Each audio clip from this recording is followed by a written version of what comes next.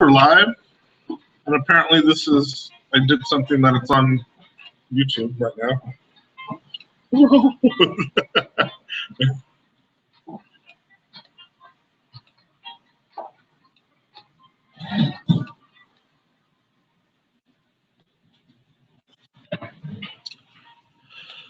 Okay.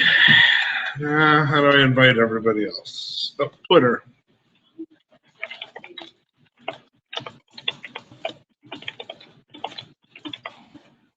Your what's updating? My laptop. It does like random updates. It's so awful. Does it take a while? Do you want to plug into our Wi-Fi? Will that make it go faster? Now it's done. Oh, sweet.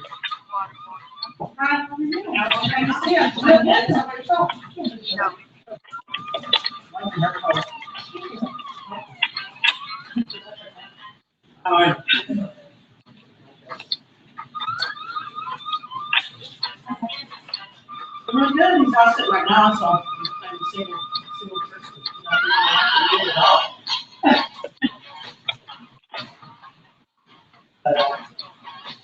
Graduating next week. Finish school already, and fall next week. Yeah. I can do an internship with Transgender Law Center.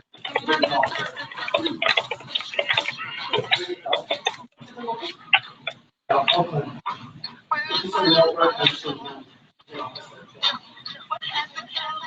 We did some project with them.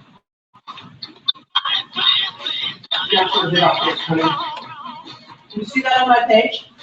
They use this as a little focus thing. Oh, sweet. So we did they got it.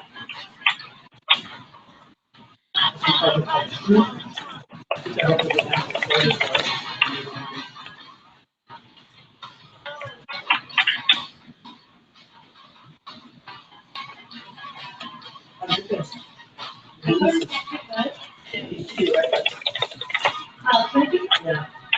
He's one of medical.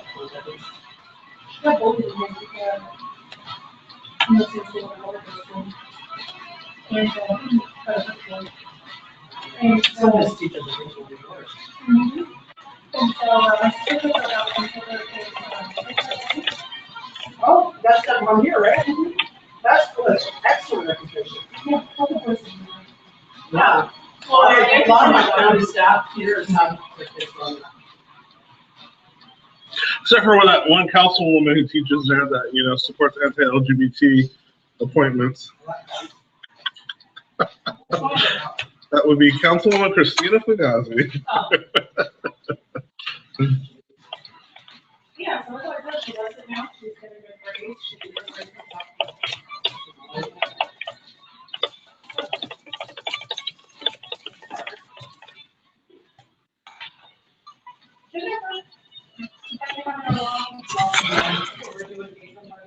Oh, nice.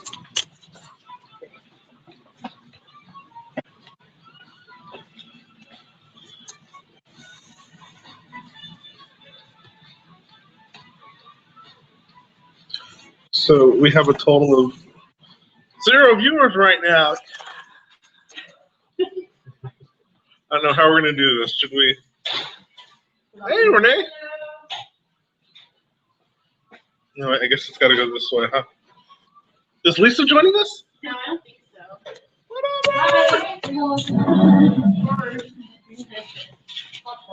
There you go.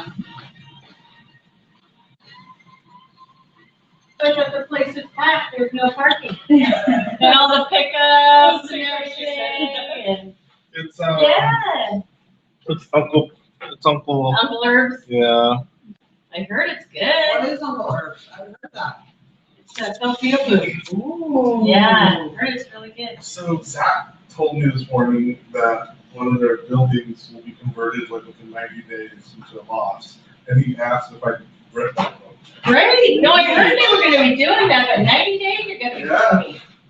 So Wow. he's got the food and the living. And Right, it's over there across the street. Yeah. In the place that was inhabitable. Must not be much work if they're gonna do. Yeah, where the bar was. Yeah. Yeah. That's what Ray was like, Right. Good. Okay, so Wow, great. So he's gonna give you a year's free rent to be the first one in? Yeah, that would be nice. he's giving people a job. Good. Yeah, but I don't. Yeah. Oh, Okay. So should we get started? I think this is our team here. Okay. Max Baker is supposed to be joining us online. So my laptop is still, I don't know what it's doing, but I have copies of the PowerPoint. And it's never actually done this before, so it's real special. Hate that.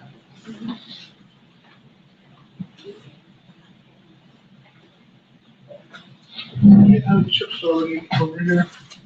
That's how we go there, that one. Yeah, it's up there. Thank goodness I have copies. Oh, thank you. So Well, that's what I'm we not sure did. that will be able to be, that will program soon. Copy of PowerPoint. Well, this is the same thing that was linked on the, Oh, yeah, this is the PowerPoint that we shared, I don't know, several weeks ago at this Yeah. point.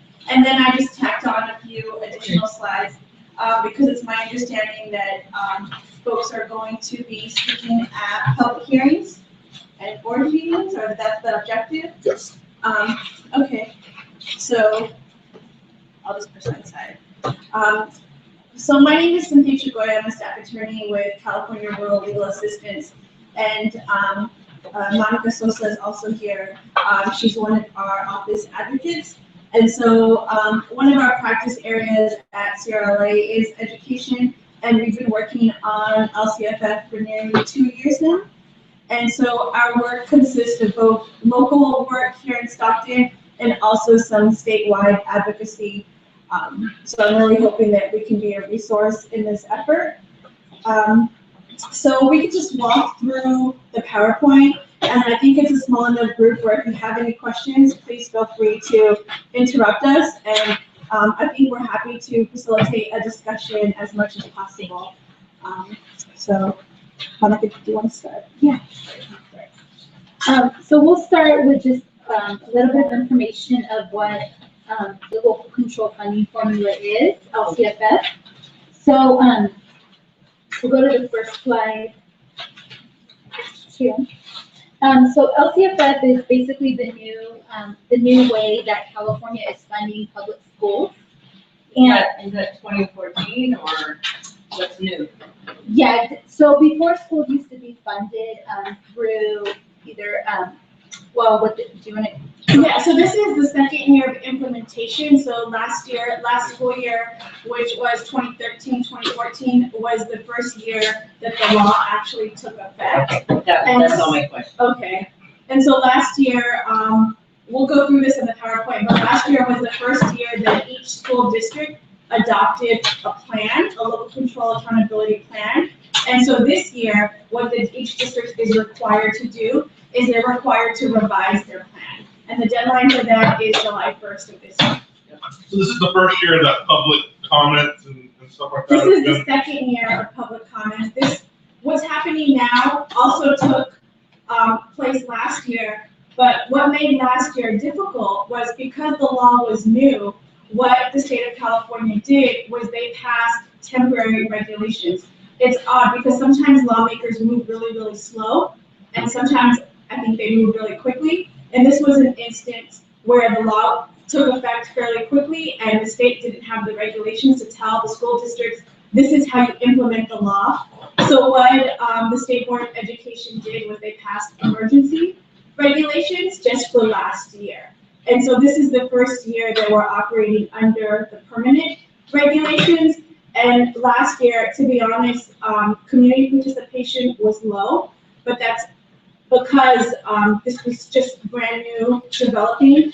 And last year, what happened was school districts all got a lot more money, but the County Office of Education, which oversees LCAP's, the LCAP's implementation, and the state was really, really generous with them and said, oh, because this is the first year, you can pretty much do what you want.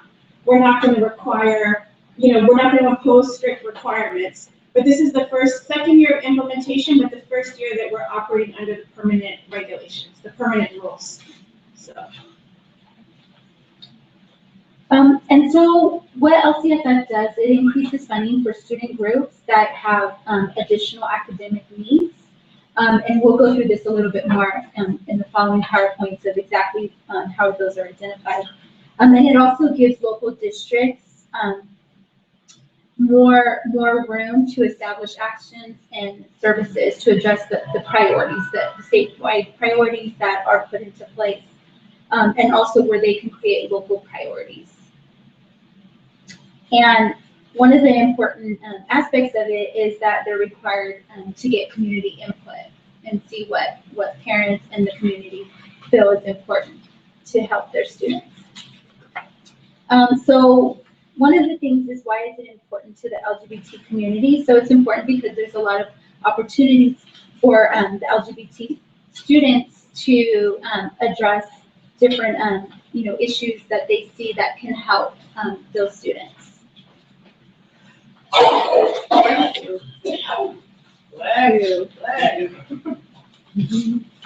And so there's a little quote from Governor Jerry Brown that said, "Equal treatment for children in unequal situations is not justice." So that's what LCFF is trying to do.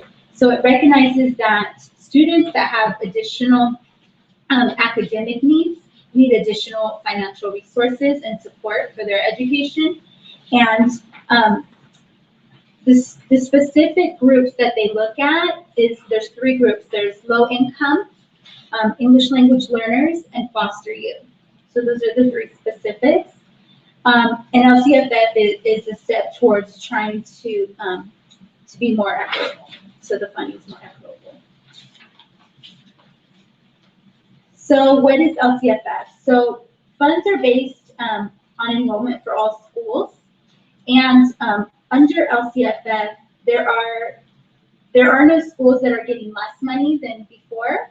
All schools will be getting the same, if not more, money. And that's important to understand, because I was on the phone with an administrator from, I believe it was Tracy Unified, and we were talking about, they were in the process of finalizing their plan, and what that particular administrator said to me was, just so you know, we were hit really hard by LCFF, we're not getting as much money as we've gotten in the past. And quite frankly, I believe that to be untrue, because the law is clear that no school is to be penalized and get less money. Schools can only be benefited and get more money. So with that's already a defense that we're hearing when community members are making suggestions for programs. And so does that mean that maybe they think there's diversion of this funds to something else and they're not getting that line item in a school or something? I'm not sure. So the change is that before there was categorical programs and the school was given money to spend per program. And now what's happened is they're given a lump sum of money and they're told you can use it as you see fit for all of these programs. And so I don't know if that change makes them feel like they have less money to use in certain areas, but the idea is that the district has local control to spend money where they really need to spend it, as opposed, let's say they get $500,000 for category A and $250 for category B, but they really need more than $250 for category B. Now they're free to just move it and allocate it as needed. So I'm not sure why they're thinking they're getting less. So I'm wondering if maybe the district is saying, you have this much, now we get to decide where this money goes. You have this much for this much for that, and this much for this. So maybe some individual schools are saying, we're making less money because we don't have as much money to do this. But it was the administrator from the district. That makes sense. Yeah, they're making the decisions. Who said that? Yeah, so one of the Pride Center supporters actually sits on the Tracy LCAP committee. And we had this exact same argument. She was telling me that the funding that's available for school climate has all been allocated, but that there is some funding left under foster care or foster youth, and then another that could fall within the umbrella of LGBT. But what I kept telling her, I was like, this just doesn't sound right. she's saying left and right that that's, what the school district is telling them that they have to follow that. Right, and they're deciding what to spend on school climate. So when they say that money is spent, that's their decision to spend it that way. It's not the state telling them that they have to spend it in that particular way. So We already decided what we're spending. So it's the school district telling the LCAP committee, which is supposed to be the committee that makes stuff, oh wow, interesting. I mean, that's the idea behind local control. It's now giving the schools, the district control to say where they want to spend their money. Well, and I sit on a committee for our school, and a lot of these committees are made up of parents who don't know anything about anything, and so they just sit there and listen. And so, all these government acronyms and dollars and everything, people don't know what questions to ask. So,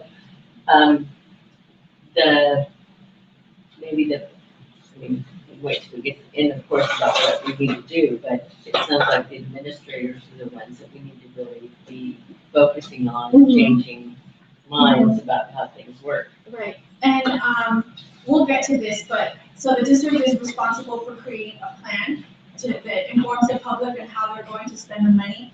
And the plan is actually really confusing and looks much more complicated than it is, but it's not really a helpful tool for districts to kind of digest the information either. So if the district says, like we've seen plans that are up to 100 pages long, so the district says, review this, tell me what you think. Who knows how to start doing that?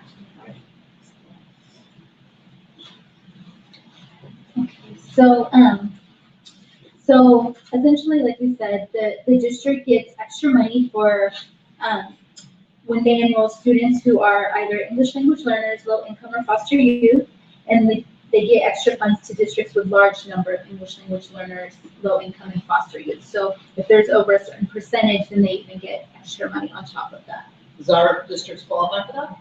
Stockton does. So Stockton, it's 90. Yeah, it's about 90% high needs. High needs, right? So they're definitely above that mark. So I believe Stockton Unified is getting $35 million this year under this extra money that they're required to spend on high need students. And then, how much again? $35 million. There's a website, there's a link. I think we have the link in our slide, but there's a website called Fair Share for Kids. And if you go to that link, you can enter any unified school district, and there it'll tell you how much money they're getting under LCFF. So Manteca, no. Manteca, I had the figures in my notes last time. Manteca is getting money. It's not as substantial as Stockton Unified. It might be, I think it's up to 10 million, and it's likely a little bit less, but you can look up the exact figure on that website. Does that apply to charter schools? Charter schools, yes. But charter schools, the regulations apply a little differently to charter schools, and I'll try to point out where the changes. Yeah, 8-year phase-in. Yeah, there's an 8-year phase-in where the money phases in. So the 35 million phases in over No, 8 years? so the 8-year phase-in relates to, there's a later slide that shows what the grant level will be. And for some districts, it'll take 8 years to reach the maximum grant level. For some districts that are more affluent, it'll take less time than that. For example, last year we did a presentation in Turlock, and there one of the administrators said that they projected they were going to reach the maximum grant level within a few years. So it depends on the district, and I think the 8-year phase-in is important to understand that it doesn't mean that the law is going to end or sunset at that time. What that means is that it's going to take some districts that amount of time to reach the maximum grant level. And I'm pointing that out because I went to a school board meeting, a Stockton Unified School Board meeting 2 weeks ago, and one of the school board members kept saying, what are we going to do when LCFF ends? What are we going to do when the money ends? And I don't know why she thinks, I think she may be getting confused with what that phase-in period is actually referring to, but it sounded like she was under the impression that the law would end in 8 years, but that's not the case. The legislature would have to change the law in order for this funding scheme to end. And so right now, this is the permanent law in place until we know that there's a a change. So, Is that Keenan? it may have been Garcia, so, But Keenan's ours. Okay. Okay, so, Okay, actually, it may have been Keenan. Is she a teacher at, Uh-huh. it may have been her. I'll call her. Yeah, I'm not sure why she was under that. She could have just got nervous and misspoken in public. I know we've all done that at times, Right. but I was confused about why she was, thinking the law was gonna end. Okay. so essentially, LCFF changes basically the way that schools are funded and the way that the state funds the local schools. And so what the formula basically is that higher funding for unduplicated pupils. And we'll explain unduplicated pupils in the next few slides, but essentially the unduplicated pupils are what we spoke about on the English language learners, foster youth, and low income. And the requirement, there's also a requirement that comes along with it. Presentation in your email? Yeah, that's what I'm trying to That provides for local decision and then also parent involvement. So those are the two requirements that are really important.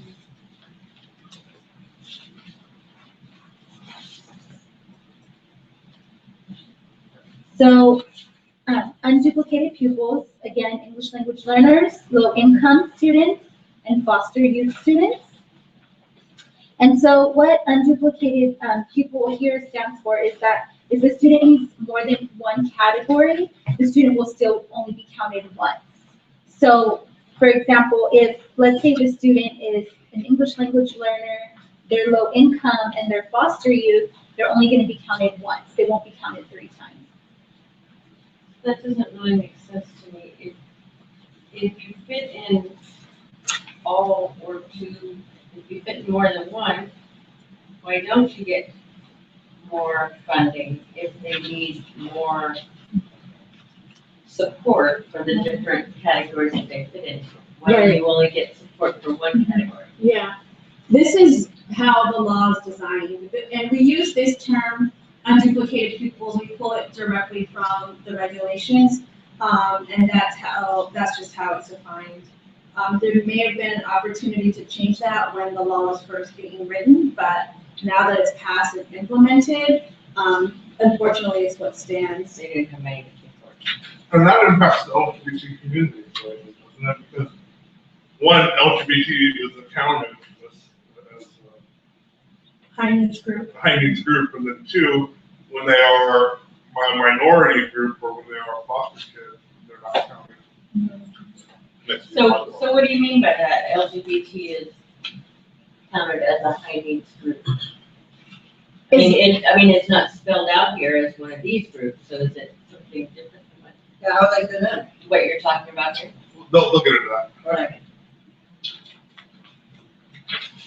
Okay, so the way that the money is broken down to the districts is there's a base grant where LCFF gives districts money based on enrollment for the students. So however many students are enrolled, they get a certain amount of money, and the money increases as the children increase in grade level. So it's like K through 3rd is a certain amount, and we have the numbers in the next few slides. 4 through That's just traditional ADA money, average daily attendance money. The students in the state, the school gets money for that student. So, and then on top of the base grant, LCFF gives extra money to the districts that have students who fall within one of those categories we talked about. So the English language learners, low income, and foster youth. And motivate to make sure those kids attend. And then on top of that is the concentration grant, which was what we talked about, where if there's a certain percentage of students who fall within these groups, then this district gets even extra money on top of that. And the supplemental and the concentration grant amounts are calculated based on those unduplicated pupils that we explained. So in the next slide, slide 8, this kind of breaks down how the money is given to the district. So you have the base grant,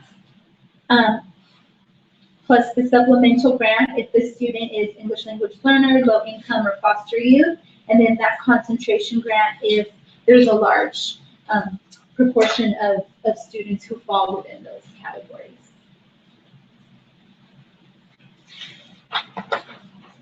On slide 9, this just breaks down the base grant.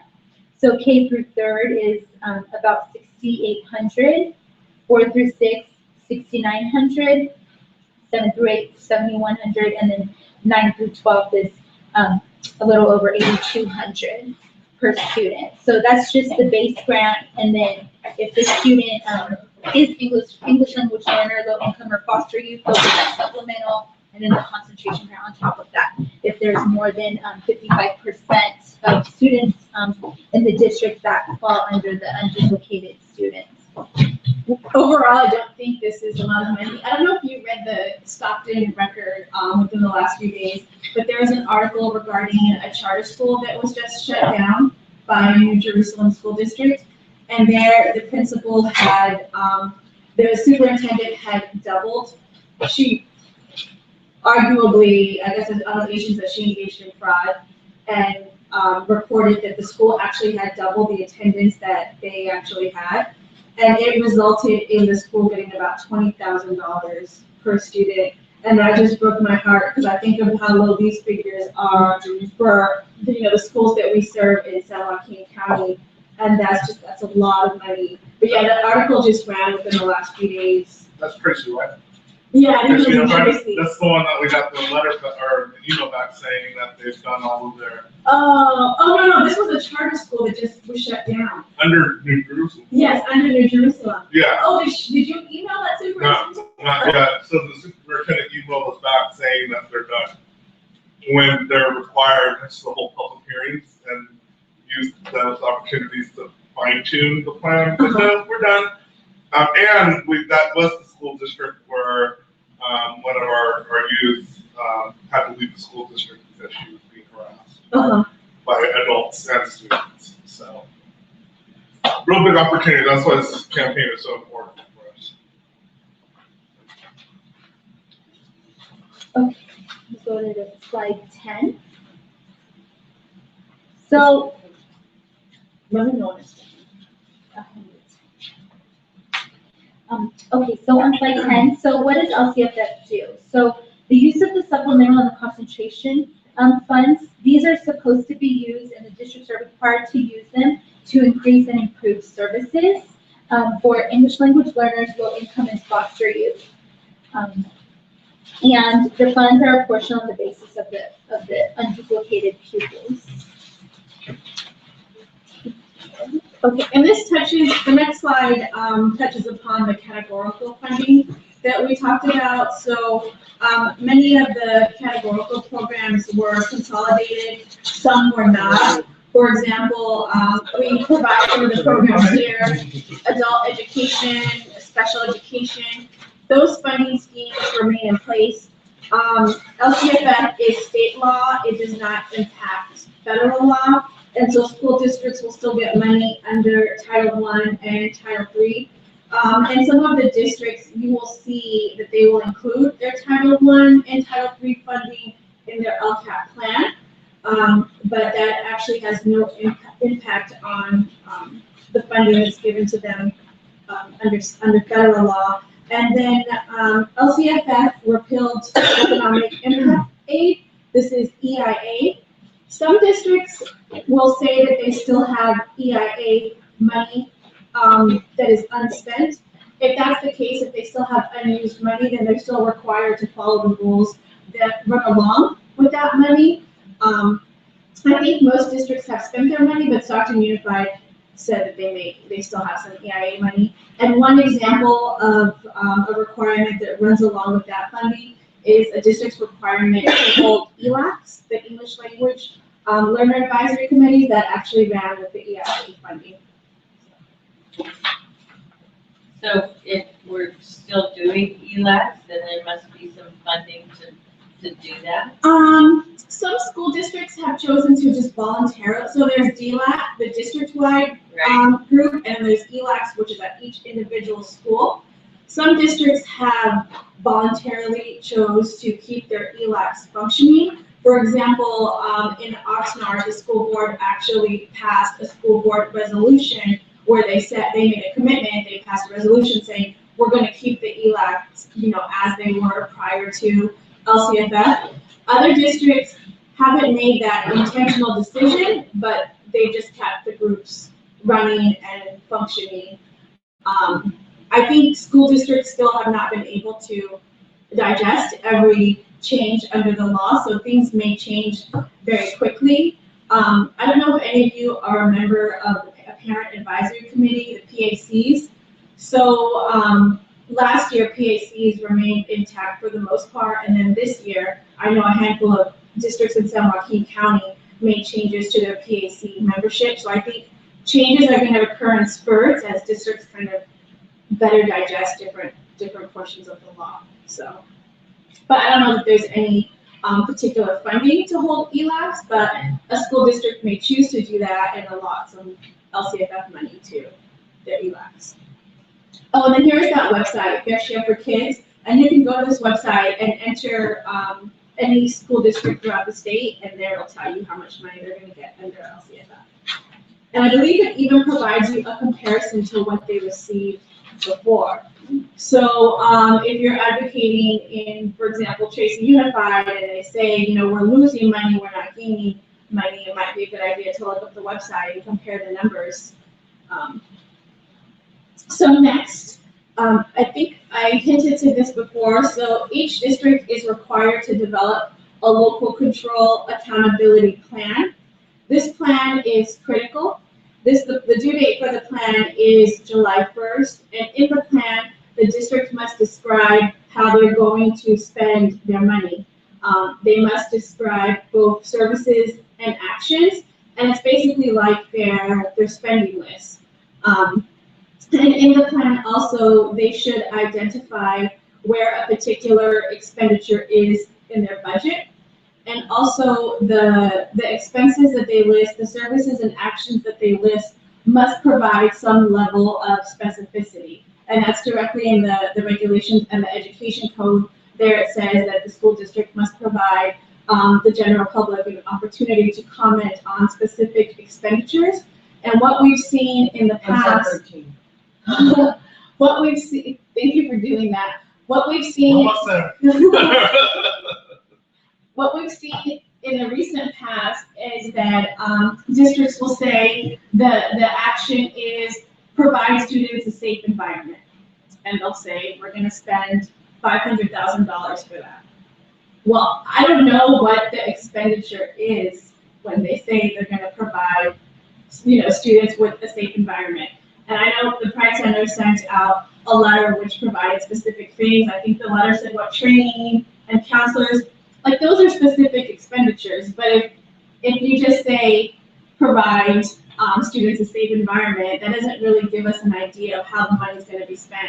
And I've actually raised that issue with some local school districts and told them quite frankly, stating that you're going to provide students a safe environment isn't an expenditure. It's not somewhere you could write a check to. I mean, I think we wish it could be that easy, but that's certainly not a specific expenditure. What paper rep? 13.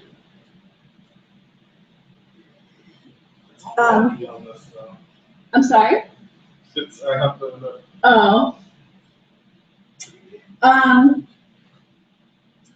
So also another requirement is the districts must approve their budget at the same time they approve their LCAP. It will likely be done in the same meeting. They'll probably hold the LCAP budget, the LCAP vote first, and then the budget meeting second. And that just, it's important to understand those two components, because if in their LCAP, they're stating that they're going to provide $50,000 in training staff on LGBT issues, but that item is not included in their budget, that's a contradiction. And it seems like, they'd be including it in their LCAP and not actually providing money for that.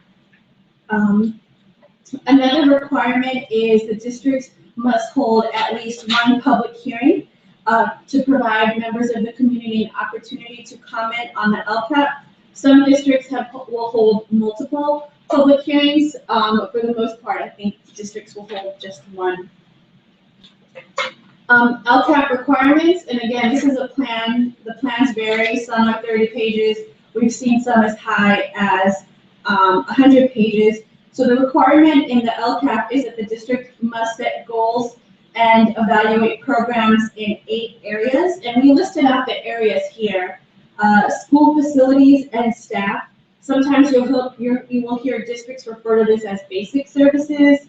Also parent involvement, student engagement, access to courses, Common Core and English language development, student achievement, school climate, and other student outcomes. In addition to the 8 required state priorities, the state priorities are each area where the school must address, the areas that the school must address in their LCAP. The school can also designate a local priority. And so just brainstorming with the Pride Center, we think there are 2 opportunities for advocacy here. I think it could be really in all of these areas, like we think parent involvement and student engagement, but also specifically in the area of school climate and creating a local priority. So Nicholas raised the issue that the high need students are really, in the regulations, are only identified as English language learners, low income students, and foster youth. But because each district has the authority to create a local priority, there's nothing stopping them from saying, our local priority is the implementation of SESWA in our district. Our local priority, is, providing counselor training on LGBT issues. That's certainly something they can designate as a priority. And I haven't heard any districts, or at least Stockton Unified, they have released some samples of what will likely be included in their LCAP, and so far nothing suggests that they're going to create a local priority or truthfully provide any services that target LGBT youth. So are you saying they're not gonna do any local priority period, or just not local priority for LGBT? For Stockton Unified, from what I've heard and what I've seen in their public presentations, I would say that they don't have any services that target LGBT youth, and it doesn't appear that they're designated any local priorities. So one of our talking points, if we want to push the agenda of addressing LGBT problems in the school setting using the LCAP monies, is we can talk about how school climate can include a local priority, and that's an opportunity for school administrators to be able to target LGBT. Right, and you can say, you can frame what you just said, that there's 2 opportunities. Yeah, because school climate and local priorities are separate. Oh, those are the 2 separate priorities. So okay. There could be 2 different areas. And also, when you look at the ed code, one example they have under school climate is survey of pupils, parents, and teachers on the sense of school safety and school connectedness. And I think there is a need, right, for surveys to be done in our county regarding LGBT youth and how they feel in school environments. There's no reason, if that's the case, it's written here in the law that so that school would be surveys. Local. Right. That's a requirement. That's a requirement, and why not have these big requirements include issues and actions that target LGBT youth? Because when we do our own internal surveys, but that's kind of biased because just the kids that are engaged with us, it tells a totally different story than what the school districts are saying, and they're not even currently surveying LGBT kids. So most of them. Or even asking LGBT questions. Yeah. Right, because I know there's that mainstream survey they do, but the questions are just so general and watered down. I went to a presentation where Stockton Unified talked about their results, but I think that the questions were so general. It was just like, do you feel safe? Yeah. Questions of that nature, but not really anything specific. And on the next slide, we just see a graphic of the 8 state priorities. And we can add to this that in addition to these 8 state priorities, there's also, the opportunity to create a local school priority. And we put the flag by school climate just to emphasize that there's an opportunity there. So then we continue with LCAP requirements. So the LCAP must include both district-wide goals and goals for each numerically significant pupil subgroup. And so here you see the recognized subgroups, ethnic subgroups, socially economic disadvantaged pupils, English learners, pupils with disabilities, and foster youth. This group is broader than the unduplicated pupils group because it includes pupils with disabilities and ethnic subgroups. So I already mentioned this, that the LCAP must be aligned with the school's budget. So if the school says that they're going to spend X amount of money in their LCAP, they should then provide for that money in the budget. Another requirement is the superintendent is required to respond in writing to the advisory committees, and there's the DLAC advisory committee, that's the district-wide English Language Learner Advisory Committee, and also the PAC, the Parent Advisory Committee. So those groups are permitted to write comments and questions to the superintendent, and he or she must respond. So, I think, trying to include parents in those, LGBT parents in those groups is really, really important. I think what we hear is those groups tend to be made of the same parents each and every year, and it tends to be parents that don't push back on the district, so. District-wide parent advisory committee? Just their district-wide parent advisory groups. You have to have an active student to be on that? I would have to look at the education code, but I know it's required to have a certain percentage of parents must come from the unduplicated pupil groups. But it's unclear to me, I don't know off the top of my head if general members of the public can participate, but you can certainly attend the meetings. It's funny, I went to one for Stockton Unified, and they separate out the members and non-members, and so I had to sit at a table that just said guest, just to make sure everyone knew that I was merely a guest and not an active member.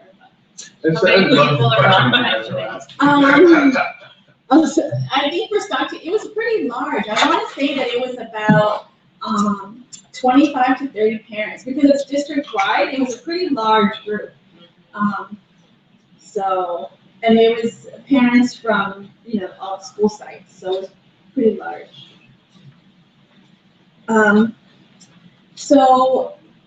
Again, just to emphasize, advocacy opportunities, the LCAP must be created with community input.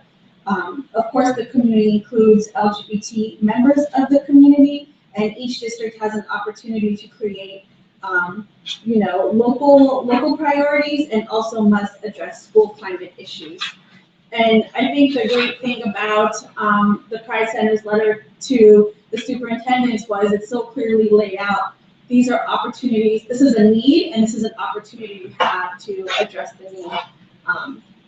So it's a pretty strong message. Did we send them to the parent advisory committee folks? Is there a way to give it who those are? I don't think, the school's kind of very secretive. I know last year we considered asking for a name of the members. Shouldn't that be public? Right. You could try contact, schools are we really had to push hard on Stockton Unified to make that meeting information public. But I know that the DLAC members and the PAC members, I know they have mailboxes at the school sites that they represent. So maybe it might be addressing the letter, but to the school site and just saying, addressing it to PAC member. So individual community members could address the PAC with their opinions and concerns? Yeah, so the agendas for the PAC and the DLAC, they're governed under open meeting laws. So this is towards the end of the presentation. But all of these meetings should be open and public. They should not be secretive by any means. Quite frankly, we've had to do a lot of work for districts to make the meeting information public.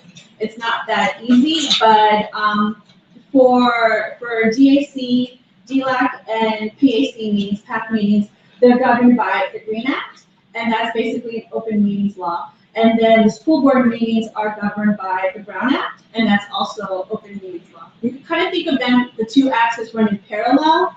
There's some differences, but they're both open meeting, they both have open meeting requirements. So, We have rules about who can speak. Do you have to submit a request to speak before you attend a meeting, or do you have to get on the agenda? That's in one of the later slides. Then I'll address that when it comes up. So, so the districts are required to notify the public that they may submit written comments regarding specific actions and expenditures. Truth be told, a lot of our work last year was trying to pin the district down to specific actions and expenditures. Like I said, because the district provides very, very general line items.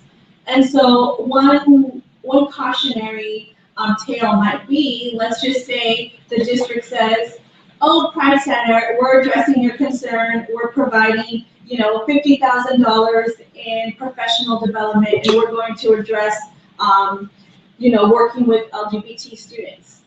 But when you look at the LCAP, it just says professional development and doesn't include that it's, going to have a component that specifically addresses LGBT students. What I would do is I would say, oh, that sounds great, why don't you put that in the LCAP? Have them commit to it, because the concern is that they may just have a general listed item like professional development, but how would you be able to enforce that or monitor that later down the road? So, as you get more comfortable in raising these issues, that might be a goal to get them to specifically say that, a component of the professional development is going to address working with LGBT students.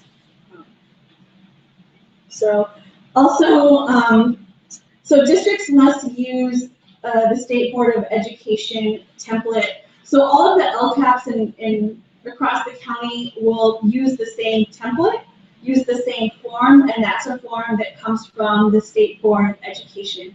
So the template that's going to be used this year, it's the first time that particular template is in use because it's now a permanent template. Last year it was the emergency template, and it was just kind of a nightmare to work with. And I think districts and advocates felt the same about that template, and so the State Board of Education did make some significant changes to it that make it a little more user-friendly. But so this year it's going to be the first time that they're using the new template, but all the templates are the same. Here, it's the California Healthy Kids Survey. I think that's the survey I was referring to. It's a general. But here, we just included some stats that one of our colleagues pulled from Tracy Unified. And it looks like the 2013-14 California Healthy Kids Survey at Tracy Unified revealed that 6% of 9th and 11th graders identified as lesbian, gay, or bisexual. 1% of 9th graders and 2% of 11th graders at Tracy Unified identified as transgender. And given the enrollment rates at Tracy Unified in 2013-14, this means that approximately 255 9th and 11th graders self-identified as LGBT. Is the second step there on top of the 6%, or do we know if they're included? Was there like a question here and then a second question that you identify as transgender? I would think that it was a separate question, but I could follow up with our colleague Lisa and try to get some specifics. I'm not sure if she has a copy of the survey. That might be helpful as well. I believe the survey is published, but I can't remember where it's published. But maybe I can send Nicholas the link if we find it.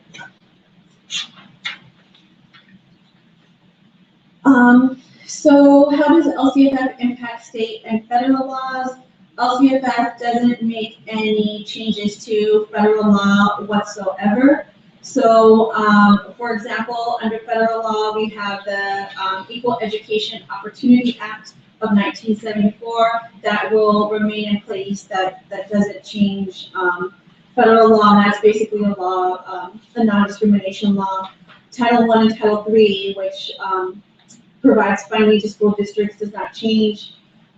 State law, so the DLAC guidelines remain in place. Districts are still required to hold DLACs. Proposition 227 deals with bilingual education waivers. That is not impacted. And also other California state laws remain intact. For example, California is really unique because in California, under our Constitution, students have a constitutional right to an education. I went to law school in New York. That's different than New York. So here, that's not going to change regardless of whether the students are uneducated people or not. So here we just brainstormed some next steps. And so I know it's a little late in the process because we're approaching that July 1st deadline, but I'll still mention them. And these are next steps that you might consider for next year. Request a copy of the district's budget, find out the district's process for participation in the development review and update of the LCAP.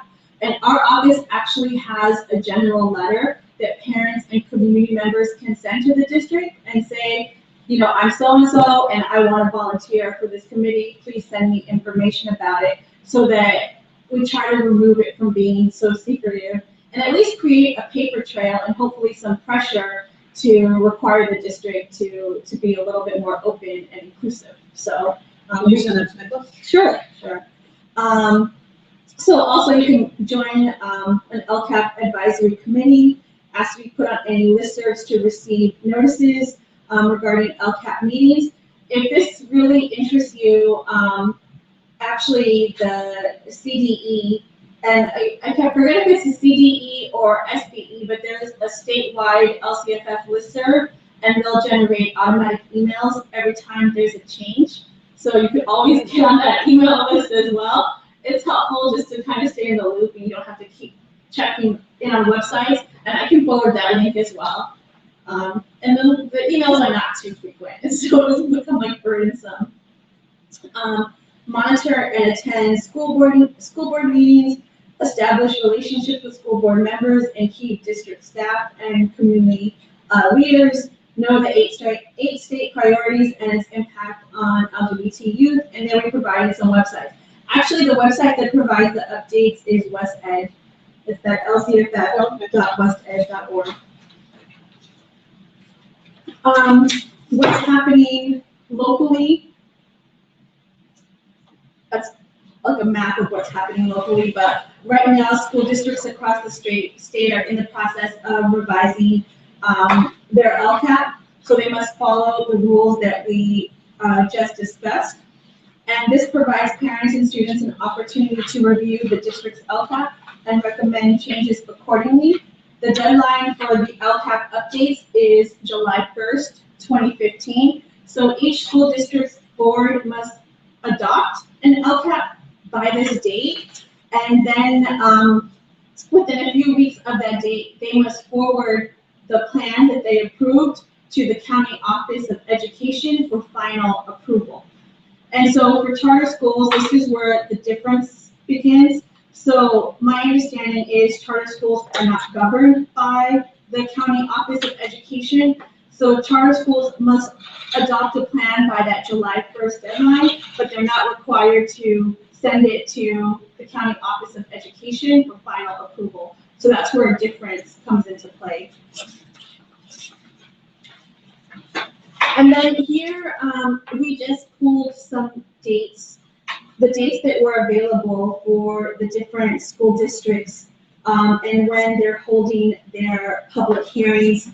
I checked Manteca Unified's website today and I didn't see any dates posted.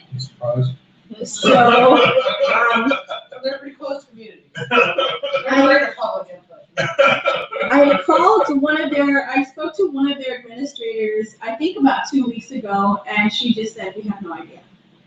absolutely. So can they submit their LCAP without doing that? No, when we get to, I'll just fast forward.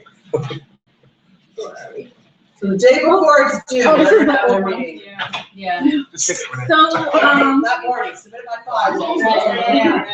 Right. Call somebody, get something right now. so now I'm on slide 24. It's not in the PowerPoint, but so school board will have to hold a public hearing on its LCAP. So there are certain notice laws that the districts are required to follow. So before they can hold a public hearing, they have to provide at least 72 hours public notice. So then they can't just spontaneously break out into a public hearing and say, well, everyone's here, let's just vote on it. They would have to provide the public at least the 72-hour notice. So they know those things home to parents? It might, well, it depends. So for many of the school districts, it's posting a school board agenda on their website. Well, okay. And so they should at least do that. So for Stockton Unified, our office is on their mailing list, so every time they post an agenda, we receive a copy. The problem is the notice window is so short that usually we get the agendas on the day of the meeting or the day after. And they're like hundreds of pages long, right? It depends. So for some of the subcommittee meetings, they're like a page long, it's just a few line items. But you're right, for the school board agenda, when you consider that they also have to include attachments, the agenda can be several hundred pages long. So you have staff checking the website daily, basically now?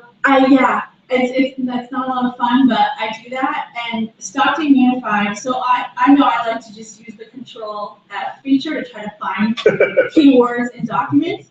And Stockton Unified, what they do is they print out their agenda and they scan and upload it to their computer, and then that's the one they post on the website. And the Control F feature, Control Find feature does not work because the document is scanned. And I complained Superintendent Louder, and I said, this is not user-friendly at all. At a minimum, just save a PDF so we can use the Circle Find feature. And he didn't change it, so sorry. But, under the Ed Code, the school district is required to post their adopted LCAP on the website. And prior to the public hearing, they're supposed to provide notice, so they should also be posting their drafts to the website as well. So where's the 72 hours? You're talking about Stockton Unified. The 72 hours, they have to make it public. So I think what they That's do. part of the law. Right. So they're making it public on their website, but by the time they put it in the mail, they may send it out with, at a time. They could just put it on their website and that would be enough. Right. Because that's public notification. Right.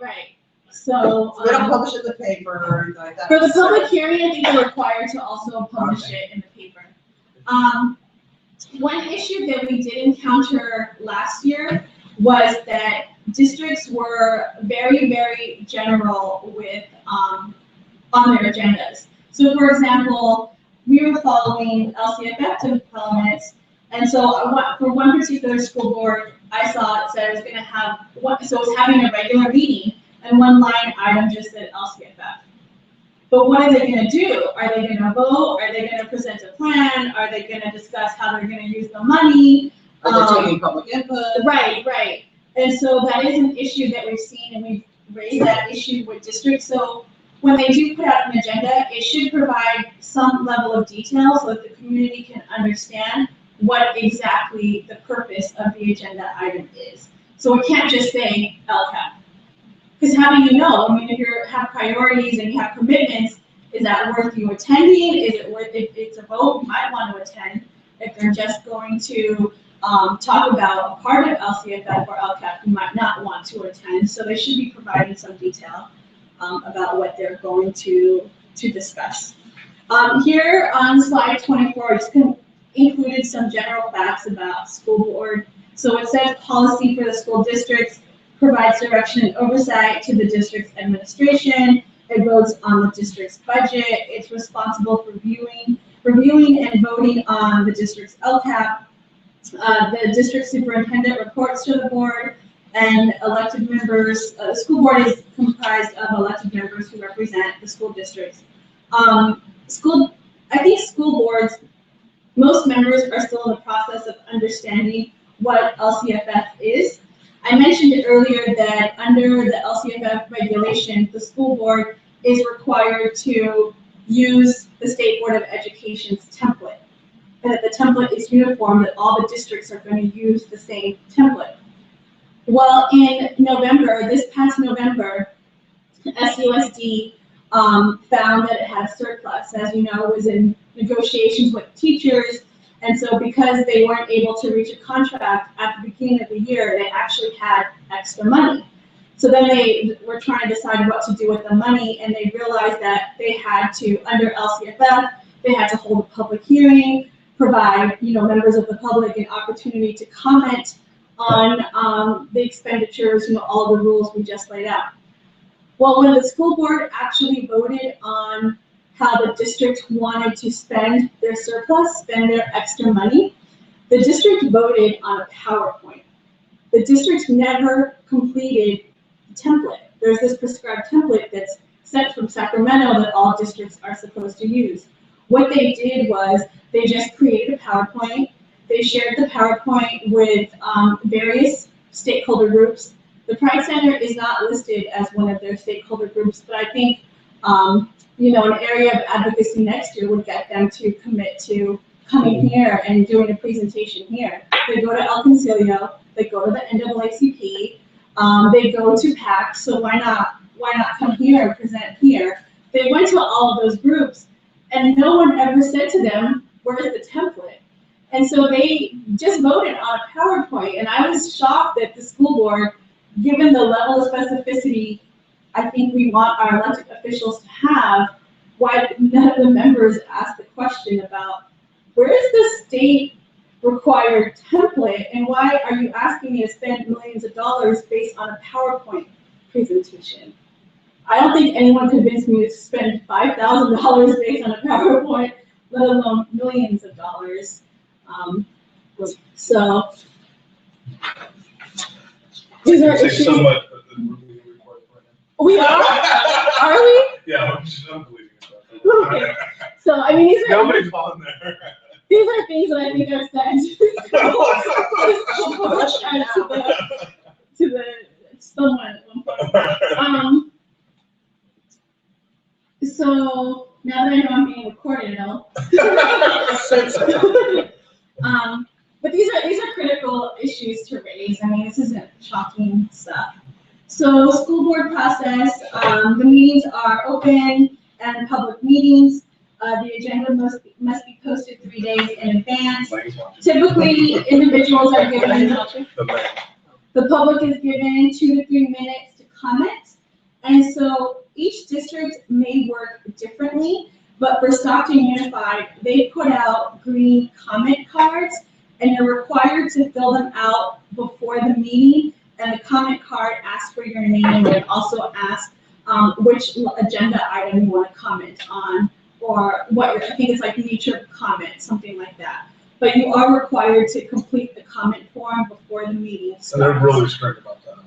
So we've done some advocacy in this area, at least with Stockton Unified, because last year it was a nightmare. Parents arrived late, didn't know about the comment cards, they were called at the wrong time. It was an absolute circus from what we heard from the public. And moving forward, Stockton Unified did commit that at the start of the public hearing, they would read the rules for the public hearing at the start so that the community could understand how exactly it was going to work. So at that time, they would tell you how much time you would have, that you needed to complete a card, because no one wants to sit at a meeting for, an hour, finally get to the place where you want to comment, and then not have an opportunity to speak. Have you spoken at Meant to Be Unified before? I have not. Have you? So it might be smart for us, knowing how adversarial they are, to find out beforehand what their process is. Right, right. That's something you're willing to do? Yeah. And I can help you with that. Okay. One other issue we've seen in the past is that when members of the public have gone up to speak, school board members interrupted them, superintendent interrupted them and said, oh wait, where do you have a student? What school do you have a student at? And there's no requirement of that. So if you're asked, if you're put on the spot about, where does your child go to school? Why do you have an opinion? Under the regulations, it's clear that members of the public are permitted to comment. So let's say that. Right, I'm a member of the public. So that's the. The regulations indicate members of the public are allowed to comment. I'm a member of the public. Right. Moving on. So, but we've had incidents where parents felt embarrassed because on the spot, they had rehearsed what they were gonna say, but on the spot being asked a simple question. It clusters. Right, so. When they come from a position of authority, and it's not natural for people to get nervous about authority. Right. And also if anyone, needs, translation, there should be an opportunity to make a request for that. And then these are very, very general public comment tips. So introduce yourself, share your personal story and why the issue is important, be clear on what you're asking for, and keep it short and focused. Now that right there is the reason why I asked for this meeting. I want to be clear, what are we asking for? What do you want us to ask for? I mean, I have a couple things that I think are important. I have 2 items. Training of teachers in diversity, respect, and inclusion of LGBT learners. I think there's 2 things happening here, and I want to make sure that we differentiate. One, the needs of the community, which are just a general broad. We want you guys to provide. It's the 3 points that are in the petition. The needs of the LGBT community, yes, or the community in general? The LGBT community in general. The other is the push that the Pride Center is making. And I don't necessarily want you guys to be pushing, the program that we're pushing, which is our anti-bullying program, our anti-bullying app. Which you guys will be providing to yes, the schools. But I just want to make it clear that we are talking to them about a specific program that we think would work and would work. Yeah, I'm uncomfortable with that, but I have to say that a program should be in place. Yes, yeah, and so I would just refer back to the petition and the 3 main talking points, which I don't even know right now. Do we have that? Is it not included in these slides, is it? No, because it's totally separate than what CRLA is engaged in. Have you sent that to us? Yes, and I posted it on anything and everything, and I need you guys' help with this. To date, I think we're up to like 25 signatures. At this point, we had over 100 signatures on the MOTAC campaign. And for whatever reason, I think our community, and this is not just us, nobody else, as far as I know, and I checked with the LGBT Health Network, as far as they know, no one else is fighting on behalf of the LGBT community in their counties. So petition has 3 priorities. Yes, yeah. But I need your guys' help getting the rest of the community on board. So if it's just the 3 of you, or if it's just the 10 other people that come to our LGBT stakeholder meeting, we're not going to get anything done. We need people in Tracy, we need people in Lodi, and all over the county to get up and make this issue or make this campaign happen. So if you go to the LCAP Facebook group, you'll see that I have a link for the campaign. It's on our website, go to sjpridecenter.org, and it's on there, it's Safe Schools, you click that, and it gives anybody a list of things that they can do. They can either print up the petition and mail it, they can sign it electronically online, and then it has this schedule so that if they were bold enough to want to go I do speak, remember seeing that. then they can go on their own and advocate.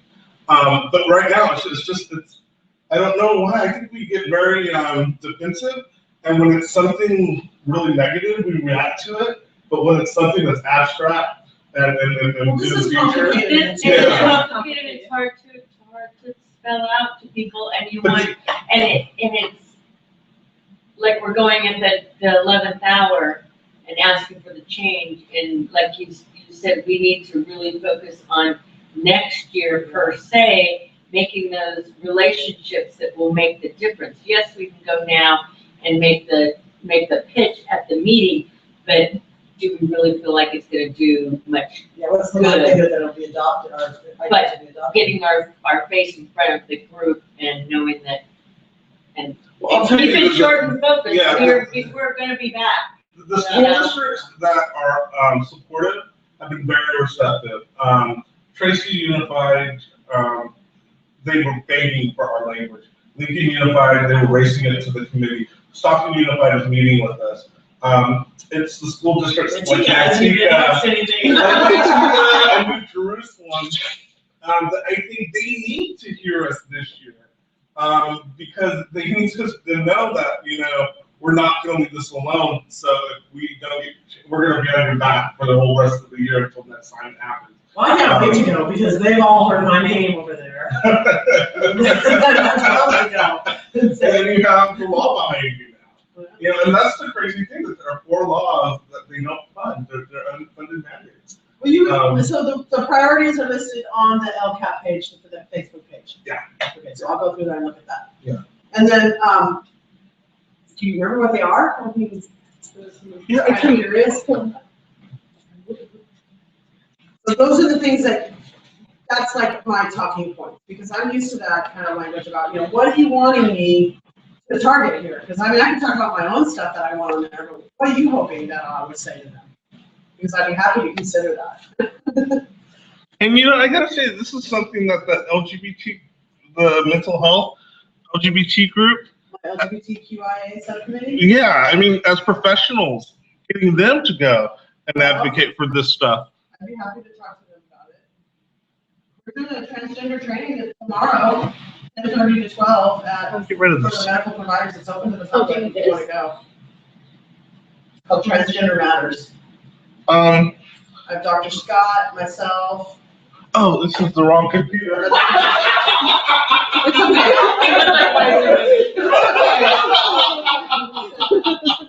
I can't go for the. So Lola is coming up next. Who's going to Lola? Well, I thought Mads was going to be on this call, so I'll check with her. I think she was looking for the same thing I was, is what do you want us to say at these meetings? I think it was important that I understand this and go through this with you, even though I did go through it several times before you got here, so I have a pretty good understanding. We had some specific questions, which you guys answered really well, thank you. But my question coming here was, what the heck do you want me to say at these meetings? Because I mean, I can just say. So here's our campaign headquarters. Okay. So here they can read the press release, I saw one. our kind of ask. They can print a Word version that they can modify of the petition, the schedule. And here we even have the phone numbers and email numbers for each school superintendent, or each school district superintendent. Okay, so there's your 3 bullets right there. There's your priorities. Okay.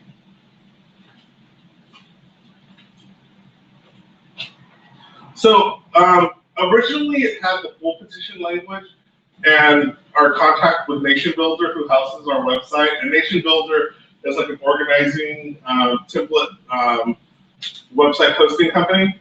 And he called or he texted me and it was like, too much language, simplify it. So if they want to see how the full petition is going to be sent out, they can click here.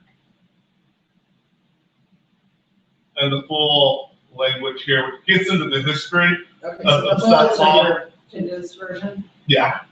Right there? Okay. And the reason why we included the history of the Pride Center and more proactive language is that they felt, well, the teachers and I think CRLA both felt that we wanted to extend our hand and ask for a relationship that's long term. And that we're here to connect, the Pride Center is here, rather than being adversarial, we're here to connect them to community leaders like yourselves who will work with them to provide the best services for our LGBT community. So you're gonna find out the process for making it so that we can speak at the board meeting. Yeah. And you're gonna find out when the date of the board meeting is. Those are days that you're gonna monitor and inform me? Yes. Is that how I'm doing that? Sorry. I got so much on my plate. And in the interim, talk to Ashton, see how many students. As you you're guys- going to school anymore. No, but see how many students who went to Manteca Oh, can go back and get testimonials. I think the school board members, I know that Manteca's kind of ugly right now with some of them being. How long do they give each one to talk though? We have to find out in the process. probably 2 to 3 minutes. There's 2 school board members under federal, or that have been indicted for federal charges right now, so. I wasn't aware of that. In Yeah, Antigua? yeah. And then there's the 2 that were sent past recruitments and stopped. So it's kind of, they're in an ugly situation as we're trying to fight for this. And those, more than likely, those would have been our allies on the school board. But at any rate, no, I mean, as many people that we can get to go to these school board meetings and give their testimony, I think makes our argument harder. And while it is, yes, I know it's short notice, I'm still optimistic that we can get at least 5 of these school boards to actually initiate some type of change based on our efforts. And then we just will have to worry about the 11 next year. Well, I'll go as long as I'm not working. I have a couple crisis shifts that I have to work with. Otherwise, I'll go. Okay. And it might feel late, but I think because this is such a new process, it's expected. So I don't think they should feel surprised. So I wouldn't be discouraged.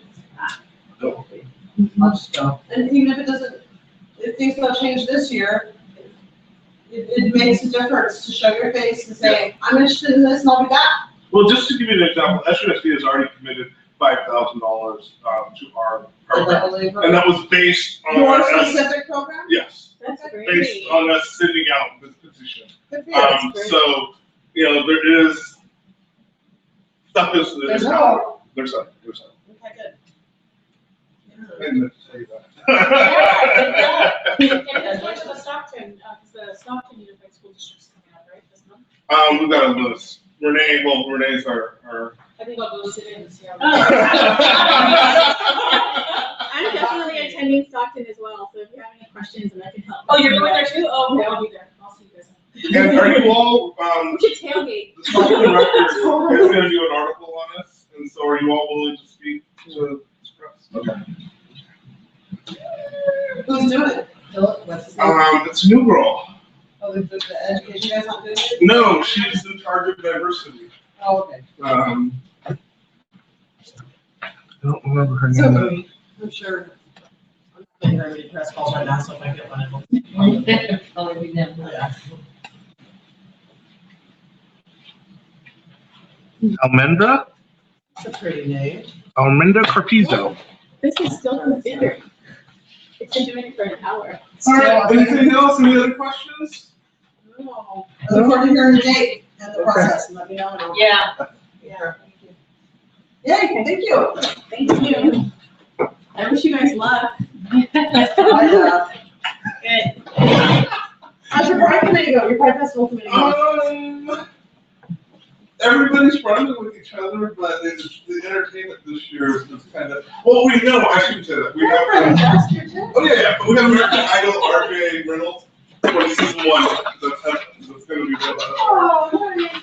So that's going, that part went well, but trying to fill the rest of the slots has been a challenge, yeah. Other than that, everything else, because all I had to do was hand them over the notes from our retreat, so all of that, you know, done in a piece of cake. Yay.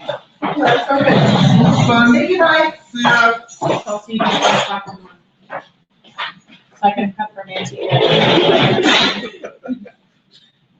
It's not that hard. Thank you, Nicholas. Oh, thank you guys for coming in again. No problem. So we're here for. Thank you. If I can just see you guys, I'll see you guys. Bye. And you got my email about we're going back to just regular meetings. Yeah. I didn't even know, did you guys want to participate in the hard email tour? What is that? May 20th, I think. That's Wednesday or Thursday? What's Wednesday? Do we have, that date sounds familiar. Is it a Wednesday? Yeah. I think we have competition. Oh, that's right. We have an all-day kitchen. Yeah. Well, mention it to Lisa because I know that you guys have been part of the planning and Lisa seemed really excited that we were doing it and it looks like we'll have about 60 students. Wow.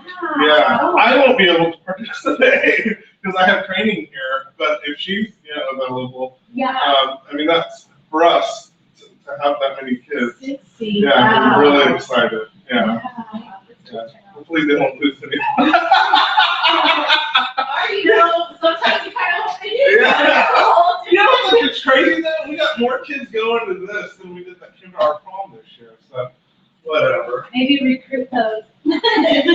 Yeah, yeah. Some joint tickets. You have to come to my prom, Every Sunday. Well, thank you guys. Okay, bye. Yeah. Thank you. Thank you. Bye-bye. So yeah, that was actually an impromptu conversation that Jennifer. Just on the bullying thing, or in LCAP funding? Well, just talking about LCAP and talking about what the Pride Center wants to do. They won't fund the app, but she said, I've got part of my grant. She goes, let's go through the LCAP process. And if you don't get funding through that, I have 5,000 from my grant that I have. So. So how are we gonna work though if we get the district to say $10,000 for, I don't know,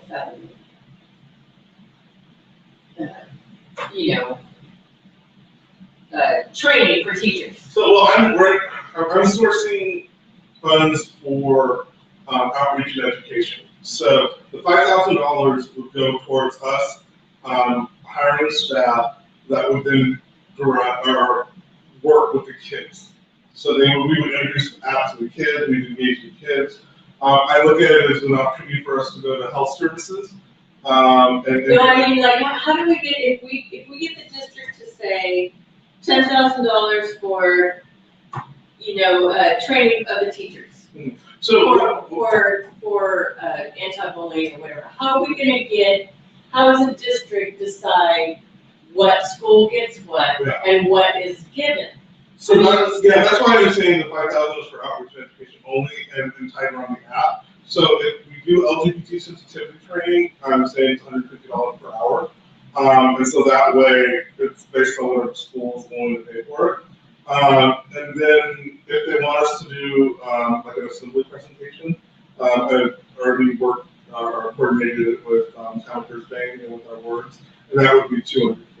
But how do we get Stockton Unified to get Primary Youth Academy X amount of dollars so that they can use to come to the Pride Center to get to fulfill that requirement? That's the whole point of this. And that's why because I knew Kathy's very adversarial, and she's also looking at doing her own thing, so I wouldn't be surprised if she blankets all the school district with a counter offer that we're doing. But yeah, we're saying do LCAP fund all of that. Right. And but so do we ask the school district to say, you need to say this school has the highest amount of LGBT students, so give them this percentage based on that many students? How do we figure out what schools get what, even though the district says we're gonna give $50,000 to do this? How do we know that the schools that need it get it? I mean, do we have to go to each principal? Do we have to go to each? How is it gonna get divvied up amongst the schools? That's a great question. I don't know. But I kind of have made. Yeah, because your response about what PYA does, and that fifth graders don't need it, blah blah blah. Well, maybe the principal doesn't ask for it. Yeah. Maybe she doesn't have any backup to say, I know I have 10 kids that can use this. That's why I kind of wanted to make it as simple as possible for the initial program, just to get them to buy in. Because I don't know. I tried to do the math formula based on how many students are in each school district, but it's just too hard to do. Right. But our LGBT, we've always used the 10% number, and then that's always played with and stuff, and so. And they just, thank God they're partnering with us on this, because they shot me down on that. They're like, you will embarrass yourself. They will come back and just cut that argument down based on the number you gave. It's unrealistic. I don't know. I'm hoping that we get a couple school districts on board just so that we can test it out. That's why I'm only shooting for 30,000 this year. That would pay for 2 outreach people on a partial basis to just go out there and hand out, anti-bullying brochures to the students. And if the schools want more, then we can negotiate. Well, I guess I'm trying to figure out the link between getting it in the LCAP funding and getting somebody to say, my district gave me $5,000, what do I do with it? Or how does that school ask for $5,000 out of the 50? And then we're able to say, we're here to help you. So we need the principal or whoever to go say, I want some of that because I have this big need. So how do we get The the principals to be our advocates? Right. Um, I mean, we need to find, just like anything else, we need to find a person at each school that goes and tells Well, them. I think it would be, hey, we want an LGBT sensitivity training, and based on their program, it's $150 per hour. So, we want to do 6 hours, 6 training classes for an hour.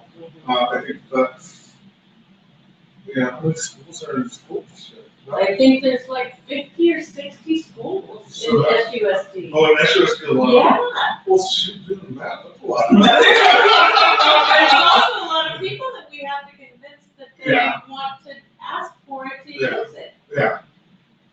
I mean, maybe they just, if you get a line item in there, but they just give it to the high schools. Yeah. Or whatever. Well, I think, you're right. I think what we need to do, though, is right now, get the rest of the rest of the community on board on this. Because if we don't have the community behind it, they're not going to listen to us or anything. Yeah. I mean, I know it sounds kind of hokey, but, is there, I don't know, some kind of advertising for LGBT parents or parents of LGBT youth? Help you and help your kids get school funding. I mean, I don't know, some kind of, we're a member of the Chamber of Commerce, right? Can we do something that says this is a campaign that we're doing? We need LGBT parents and LGBT youth. I think we can do a Facebook ad.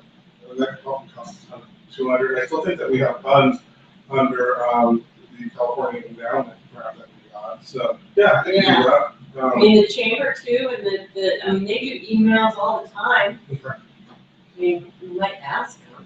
What they do. But the emails stuff, I mean, they do email advertising all the time. And as part of our membership, we must get something. So, ask for people to advocate